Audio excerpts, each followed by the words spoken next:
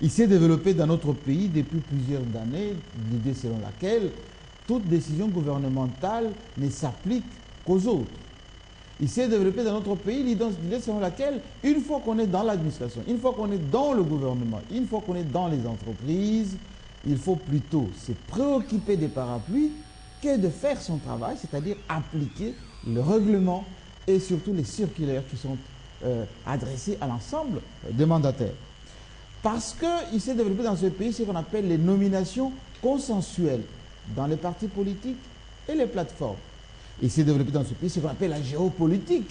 La géopolitique dans les entreprises. Rappelez-vous, pendant 1+4, où les partis politiques, la société civile, la partie gouvernement et les autres se partageaient les entreprises et les ministères et ce qui est, même y compris la diplomatie, même les services. Oui. Ce qui faisait que, une fois qu'on installe les gens, ils oublient les procédures et même le règlement de l'administration pour s'adonner au clientélisme, au tribalisme, etc. Il y a eu aussi ce qu'on appelle le souci de la non-conflictualité. C'est-à-dire, les gens pensent que une fois qu'on est en place, la hiérarchie, le président, le premier ministre, les autres ne peuvent pas vous enlever parce que ça va créer des frustrations, ça va créer des conflits. Donc, il faut, pour calmer tout le monde, eh ben, on ferme les yeux, on passe les chiffons comme on dit. Et tout ceci, c'est coïncide avec ce qu'on appelle le chantage permanent des dirigeants, de la classe politique, de mandataires dans les entreprises. Ce qui a fait que, depuis un certain temps, pour ne pas dire beaucoup de temps, beaucoup de gens ont pensé qu'on ne peut pas observer ce qui est demandé comme mode de fonctionnement parce qu'il y a des parapluies. C'est pour ça qu'on nomme des gens, une fois qu'ils sont dans des entreprises ou dans certains postes importants, eh bien, ils rétrocèdent à leur parapluie. Tout ceci doit terminer, pas seulement pour l'armée, on l'a dit hier, mais aussi pour l'administration. C'est le temps de la discipline pour tout le monde. Rappelez-vous ce que Joseph Kabila avait dit à l'époque. Les portes des prisons sont ouvertes, tolérance zéro. Et il a même rappelé cela devant le Congrès, que désormais il faut qu'on change notre façon de gouverner, notre façon d'approcher la chose publique.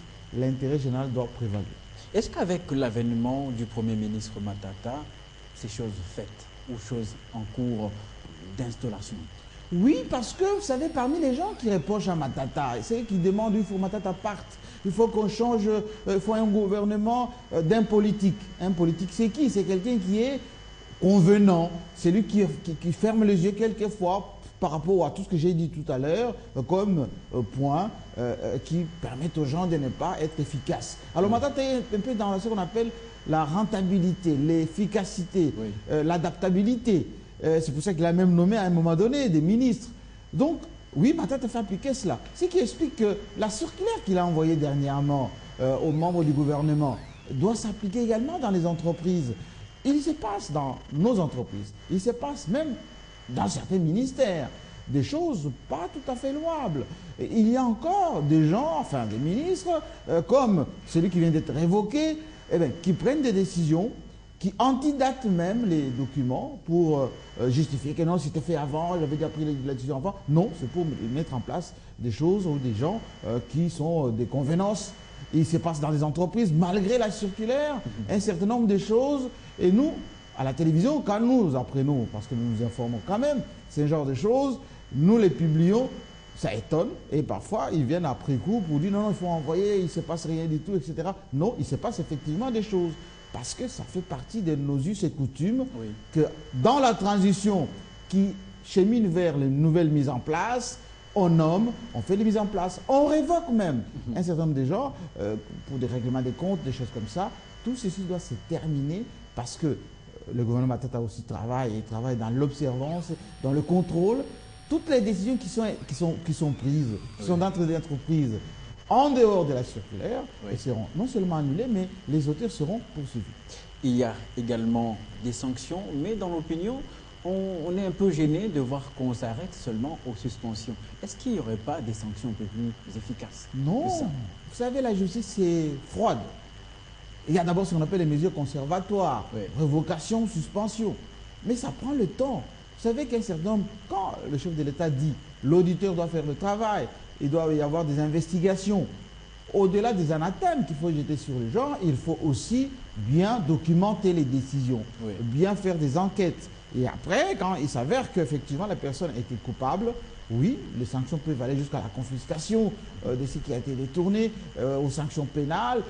Tout ceci va se faire parce que la justice, le maître mot, ce que les gens doivent retenir une fois pour toutes, c'est que la justice va être autonome, notamment dans son financement. Il va y avoir un budget conséquent mis à la disposition de la justice pour permettre à ces dernières de faire son travail en toute indépendance. La police de parquet, nous avons de très bons policiers au niveau des parquets généraux, mais qui n'ont pas suffisamment de moyens. Oui. Il faut leur donner des moyens. Dans nos tribunaux, dans toutes les cours, il faut apporter des moyens nécessaires pour que les vrais fonctionnaires fassent le travail. Et ça va créer ce que le chef d'État avait dit quand il avait mis en place les 1000 magistrats les tout premiers. Il faut avoir peur de la loi et de Dieu.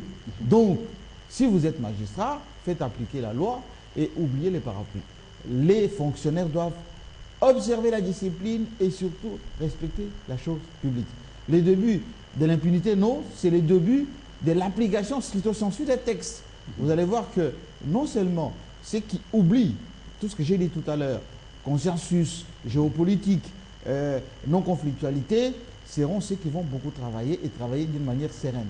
Mais ceux qui penseront qu'on est dans un pays de partage équitable des responsabilités et des revenus, ça va être un peu plus compliqué.